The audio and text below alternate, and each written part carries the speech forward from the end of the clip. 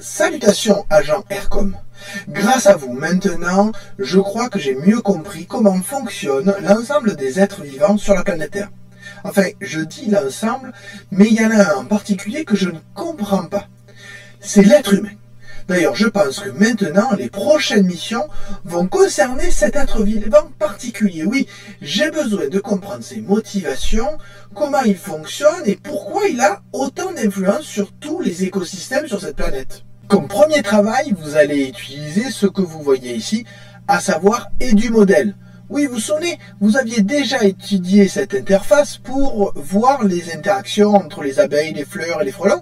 Là, vous voyez l'exemple que je vous montre est celui d'une interaction entre l'être humain et des poissons, des sardines. Donc, vous avez des sardines, des jeunes sardines, vous avez aussi des bateaux de pêche et des méduses qui ont comme caractéristique d'avoir des interactions avec les sardines. Alors, tout ça est précisé dans le document qui a été fait par votre agent de liaison. Tout ça pour mieux comprendre. Donc dans ce travail, votre agent de liaison a prévu 3 protocoles. Le premier, c'est de faire fonctionner normalement l'écosystème, puis d'ajouter des pêcheurs.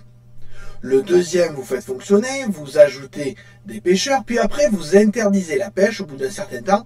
Et pour le troisième, même chose, sauf que vous interdisez la pêche beaucoup plus tôt.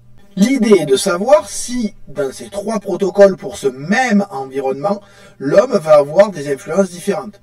Oui, parce que l'homme peut puiser des ressources dans un environnement, mais il peut aussi faire des lois pour protéger cet environnement, comme par exemple des lois qui interdisent la pêche. Donc c'est à vous de voir, grâce à ces protocoles, si les écosystèmes fonctionnent toujours de la même façon et savoir quelles peuvent être les influences de l'être humain sur les écosystèmes.